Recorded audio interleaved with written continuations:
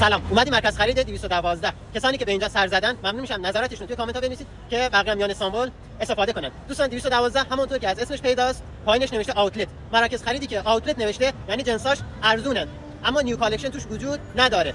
آوتلت یعنی جنس‌های قدیمی، جنس‌ها نوعنا، یعنی جنس‌های قدیمی، جنس‌های مونده، تک سایزها همه اینجا هستن. اما مرکز خریدی که اوتلت نیستن، یعنی مرکز خرید عادیان، نیو کالکشن ها هستن. خیلی‌ها میگن حالا چه فرقی میکنه؟ اینجا برنده، اونجا برنده. دوستان فرق خیلی مهمی که داره، مرکز خرید عادی برند هستن چون نیو کالکشن هم قیمتاشون بالاست، اما چیزایی که اینجا هستش چون نیو کالکشن نیست، جنس‌های قدیمی تک سایزه، قیمتش خیلی مناسب تره. به عنوان مثال بگم برند ال سی وایکیکی میگن چه فرق میکنه؟ همه جا یه قیمته. توی اوتلت‌ها توجه داشته باشید قیمتش پایین‌تره اما جنس‌های به روزی داخلش نیست. حالا شما اگه قصد خرید دارید و می‌خواید جنس‌های روز خرید کنید، یعنی نیو کالکشن رو خرید کنید، که نباید بیاید اوتلت‌ها.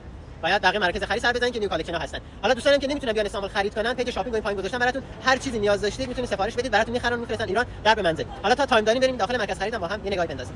حالا برندایی که به چشم میخوره، برند ال سی وایکیکی اون طرف هستش، برند داماد دی اس، برند ترند اون بالا هستش، برند ملون بالا هست و برند پنتی، برند دیگه من اسمش رو نمیتونم تلفظ کنم، برند ایروشه اینجا هستش، واتسونز اینجا هستش، فلو اون بره، کفشای تک سایز ال سی باز اینجا خیلی بزرگه، برند نایک، سوپر استاپ، فلو اون بر باز، این برند فلو، پوما، پیر کاردن و حالا بقیه.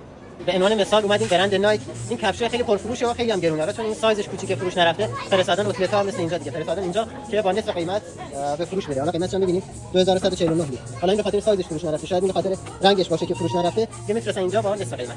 اوتلت توی برند فلو بیشتر به چشم میاد. ببینید این کفشا، حالا کسایی که مثلا سایز پاشون 37 ببینید دیگه بیان اینجا، همه تک سایزها 37، این همه 37. یه کفششون رو پیدا کنن ببینن چی به درد پاشون میخوره، یا مثلا بقیه سایزهای 30 تا 35 این برند ماوی، LTD، کاراجا، US پولو، عینک اپتیک، طبقه بالا هم کلا فود کورت و خلاص برندهای غذایی و شهربازی.